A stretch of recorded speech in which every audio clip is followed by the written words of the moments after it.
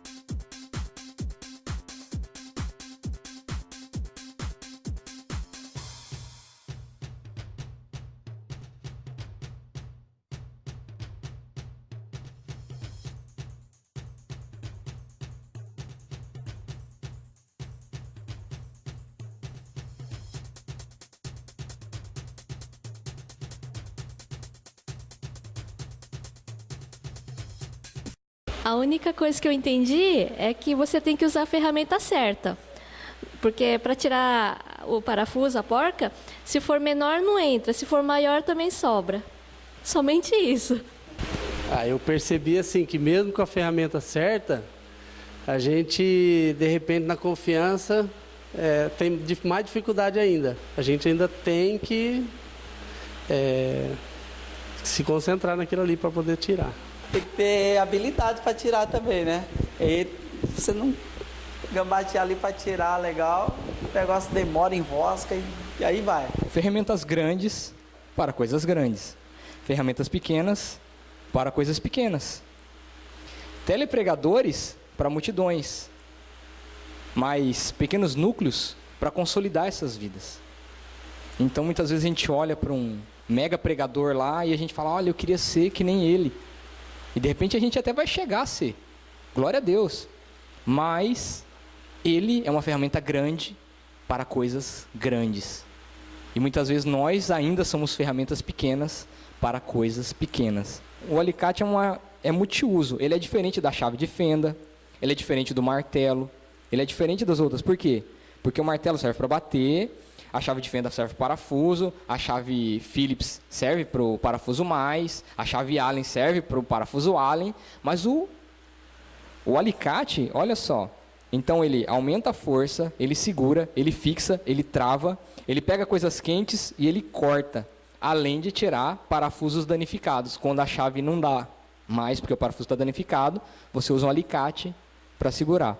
Outra coisa que eu percebi é que vocês não usaram duas chaves, então vocês pegaram com a mão por baixo e ficaram com a primeira, né? Então, teria chaves ali que vocês poderiam se prender com uma e rodar com a outra, mas vocês usaram só uma chave de cada vez. Então, tem pessoas, né, que servem para quase tudo, como alicate, mas tem pessoas que têm funções específicas e simplesmente específicas daquilo lá. Então, o que eu estou trazendo hoje? Sobre ferramentas, sobre ser um instrumento na mão de Deus, sobre deixar Deus te usar da maneira que você deve ser usado por Deus. E glória a Deus.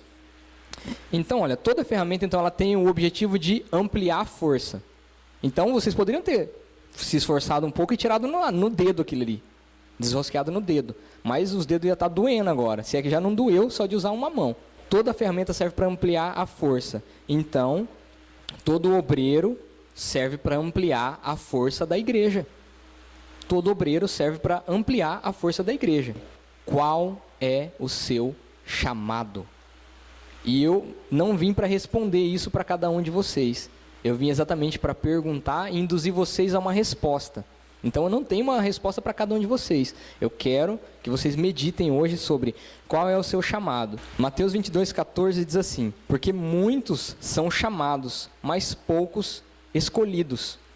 Tinha uma caixa de ferramenta inteira para vocês usarem, mas vocês escolheram a chave que vocês acharam que era o melhor. Quem acertou a chave de primeira? Quem teve que pegar uma segunda, terceira chave?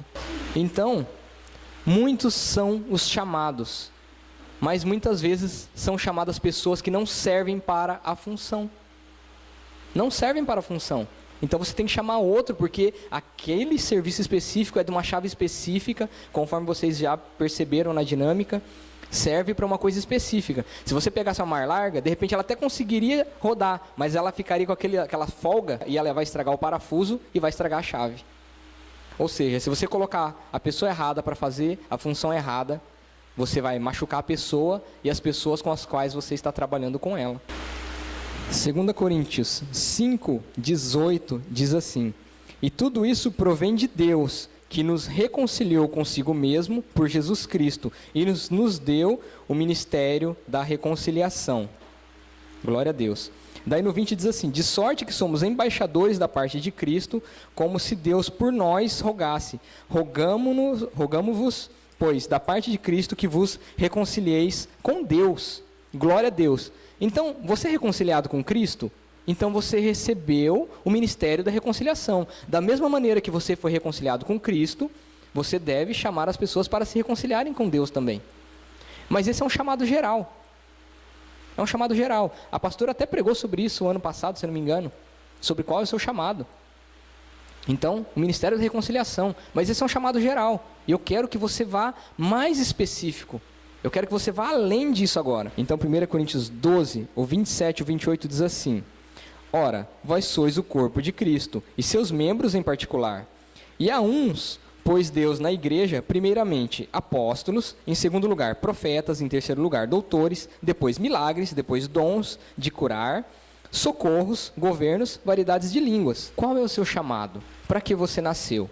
A resposta geral é: para a glória do louvor de Deus. Nasci para adorar a Deus. Resposta geral. Qualquer criatura, até um cachorro nasceu para isso. Um gato nasceu para isso. Mas cada um faz de uma maneira diferente, porque gato não late, cachorro não mia. Então toda criatura louva a Deus. E nós não poderíamos ser diferentes. Então para que nós nascemos? Para louvar a Deus. Até aí, chamado geral. Então, qual o chamado específico? Então, qual a sua especialidade? Deixa eu te falar sobre especialidade. Você vai no médico e você consulta um clínico geral primeiro. Ah, eu estou com uma dor aqui. Aí ele te analisa, se for alguma coisa fácil, ele te dá um remédio, acabou esse seu problema. Mas se ele percebe que é algo mais grave, ele te passa para um especialista da área. Então, se você está com um problema na coluna, você vai para um ortopedista. Se está com problema na cabeça, para um neurologista. Então, por quê? Porque o clínico geral, ele não é especializado nessas áreas. Ele está ali para o geral. Então, ele tem um chamado geral. Quando eu meditei sobre isso, eu pensei, então, mas qual que é a especialidade de Deus? Ah, porque Deus cura dor de cabeça. Ah, Deus cura tendinite, me curou. Ah, Deus cura câncer, curou no meu pai. Mas qual que é a especialidade de Deus? Porque tudo isso aí é geral. E aí Deus me disse, a minha especialidade é fazer o impossível. Glória a Deus. A especialidade de Deus é fazer o impossível. Aquilo que o médico não faz, aquilo que nós não fazemos, aquilo que as pessoas falam assim, isso aí não tem jeito. Essa é a especialidade de Deus. Mas qual é a nossa especialidade? O que te deixa indignado? Por exemplo, quando alguém te conta assim, olha, uma criança foi violentada. Te embrulha o estômago. Você tem vontade, eu quero saber quem que é. Quando alguém fala assim, roubaram a casa de alguém ali. Você, esse ladrão, Então, tem algum assunto que te deixa muito indignado. Isso aí tem muito a ver. Então, por exemplo, quem passou pelas drogas, pode ver que o chamado dele é para as drogas. Por quê? Porque fica indignado de ver alguém na situação que ele já esteve. Uma prostituta, ela vai aonde? Não, eu não quero que elas passem pelo que eu passei, eu quero tirá-las de lá, porque aquilo me indigna. Qual é o chamado dela? Trabalhar com isso. Qual é o chamado do ex-drogado? Qual é o chamado do ex-homossexual? E qual é o do ex-ladrão, do ex-traficante? Você vai perceber. E aquilo que mais indigna ele é exatamente aquela situação ruim que ele viveu. Então, o chamado específico. Então, tem algo em você que quando alguém te fala assim, aquilo te indigna. Te deixa assim, irado. Então, realmente, que situação te desperta a ira? Por exemplo, o pastor ali, ele sempre fala assim, ele tem um ministério de libertação. Então, quando ele ouve que tem alguém endemoniado, eu tenho certeza que já sobe aquela, eu vou lá. Eu vou lá. Entendeu? Por quê? É o chamado. A ira, ela é uma energia vinda da parte de Deus, tá? ela não é do demônio. O demônio usa a energia vinda da parte de Deus, faz com que a gente use errado, mas a ira é algo vindo da parte de Deus. Por que eu estou dizendo isso? Porque a ira só vem quando você passa por uma injustiça, quando você vê injustiça.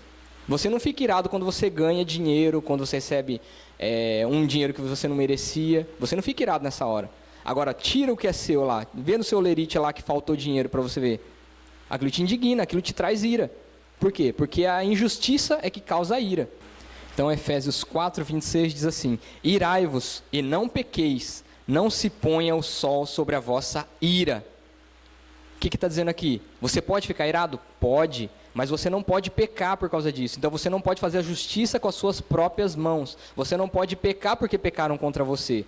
Mas a ira é algo vindo da parte de Deus, é uma energia que te faz tomar uma atitude. É como a adrenalina. Quando você passa uma situação, então seu cérebro manda adrenalina para o coração, e a adrenalina, ela aumenta a sua resistência, aumenta a sua força, ela aumenta tudo em você por um tempo.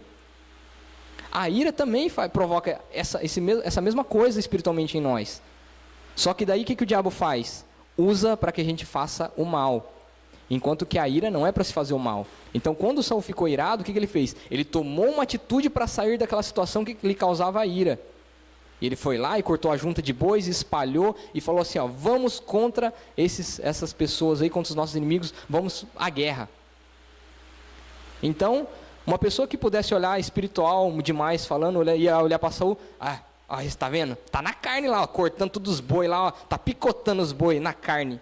Não estava na carne não, estava pelo Espírito de Deus, irado pelo Espírito de Deus, e tomou uma atitude e foi lá, e fez, e ganhou a guerra, e glória a Deus. Infelizmente caiu depois, mas glória a Deus.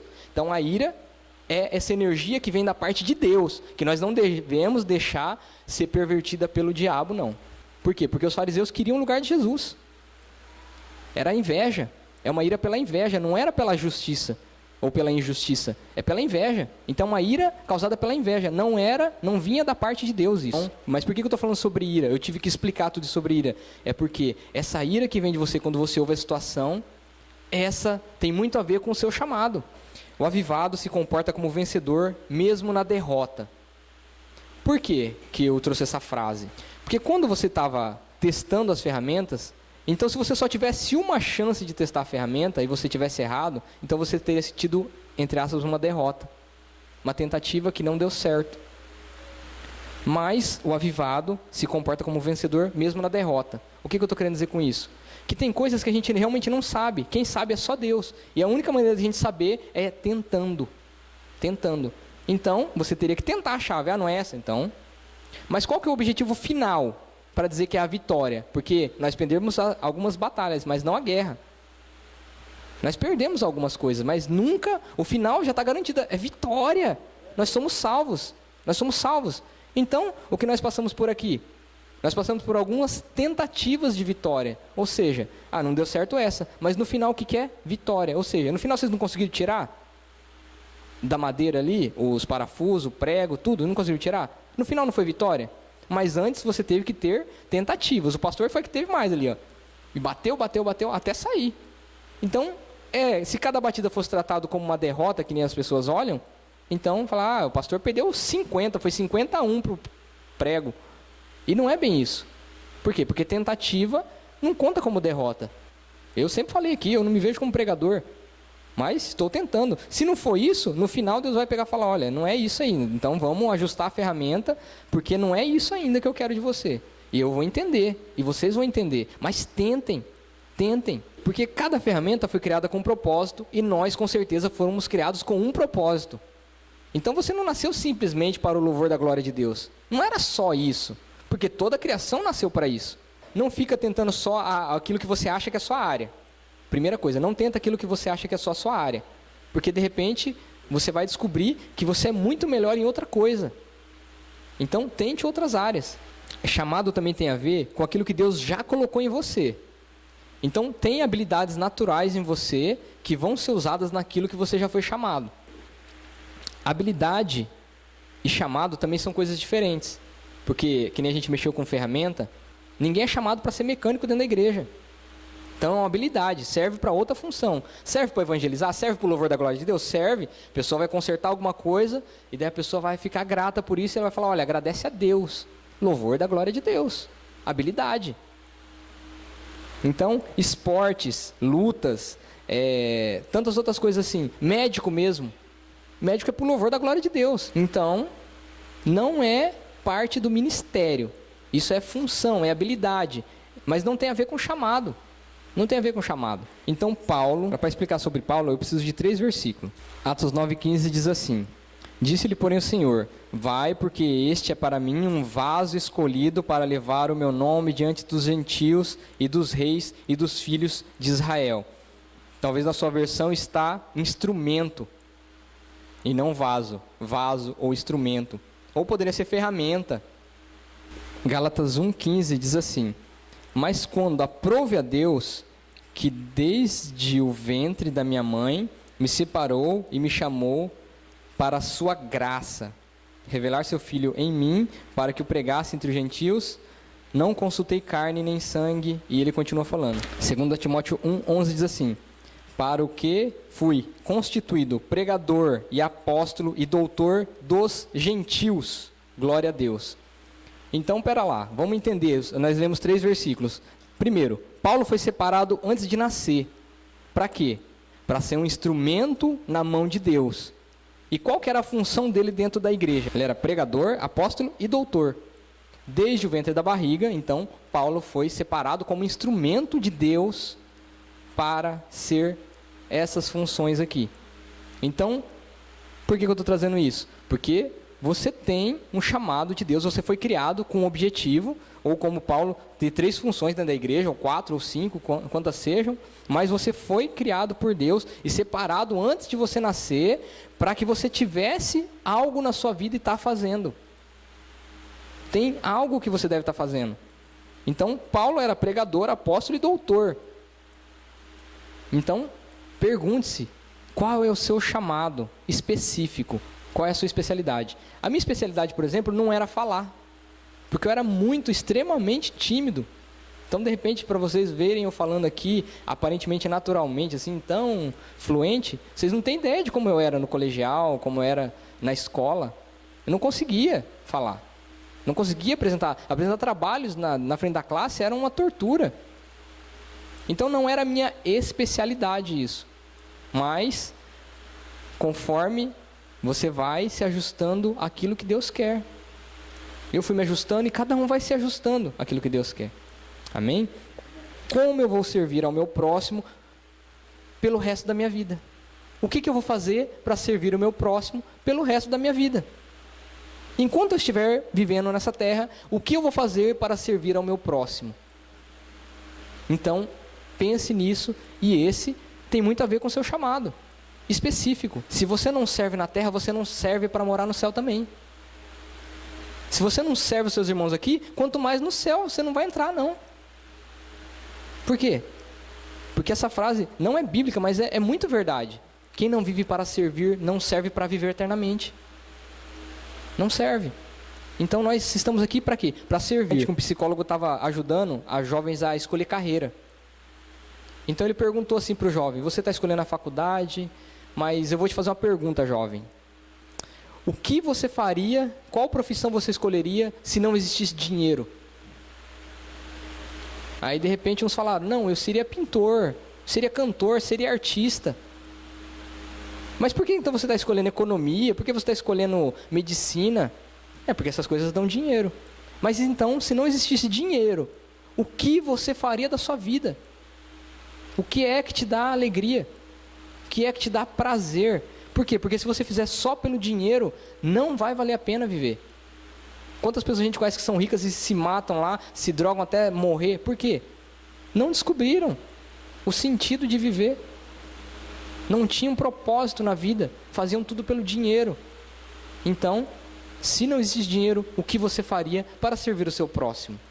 Você tem medo de fazer alguma coisa? Tipo, você acha que aquilo lá é o que Deus quer que você faça, ou é aquilo que você quer fazer, mas existe um medo. Então você não quer fazer. Porque a palavra de Deus diz assim, que aquele que teme não é aperfeiçoado no amor. Como você pode ter medo? Se eu tivesse medo da Val, eu não teria casado com ela. Se eu tenho medo de uma profissão, eu não tenho como cumprir essa profissão. Eu tenho medo. Imagina um policial. Se ele tivesse medo de ser policial e tomar tiro, ele não seria policial. Então, nada que te cause medo, verdadeiramente medo, não é o seu chamado. Não é. Agora, se é um medo que está sendo semeado por Satanás exatamente para você sair do foco, então você deve orar a Deus para saber de onde vem esse medo. Mas você não pode amar uma coisa que você tem medo. Não tem como você ter medo e amar alguma coisa. Por quê? Porque a gente não se aproxima das coisas que a gente tem medo. Muito pelo contrário, a gente se afasta. Coisas que nos causam medo, a gente se afasta. Então, e aquilo que a gente ama, a gente se aproxima.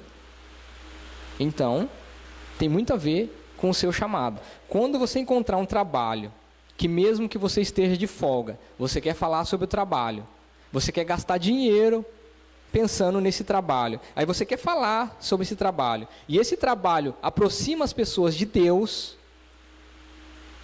esse é o seu chamado específico. Esse é o seu chamado específico e o propósito e a especialidade para a qual você nasceu. Então, por exemplo, eu acho muito interessante que eu saio por aí, e agora eu estou dando testemunho pessoal, de como eu sei que eu tenho que trazer dinâmica. Porque, mesmo quando eu não vou ter dinâmica para fazer, eu estou, entre aspas, de folga, que nem o final de semana que vem, e a gente está andando, eu vou no Racon e fico olhando as coisas. Fico olhando, o que dá para me usar aqui? Olha, isso aqui, entendeu? Tem essa palavra, não, mas não é isso ainda. Por quê? Eu sei que é o meu chamado. Por quê? Eu quero gastar dinheiro com isso, eu quero investir nisso. Não estou preocupado com aquilo que vai me dar lucro, se vai me dar retorno. Eu quero gastar com isso. Então, esse é o meu trabalho, o meu prazer. E até aqui, até onde eu entendi o meu chamado, é o meu chamado específico. Eu trabalho dessa maneira. E isso me dá muita alegria. Eu dou glória a Deus por isso. Então, esse é o meu chamado específico. Nem sempre eu tenho uma dinâmica. Às vezes eu só tenho a palavra, glória a Deus. Mas eu sei que quando eu ando na rua, eu quero gastar dinheiro com isso, eu quero investir nisso. Então, isso é o que me dá alegria. Isso até agora é o que Deus fala, olha, continua por aí. Esse é o seu chamado específico. Trabalhar dessa maneira. Amém?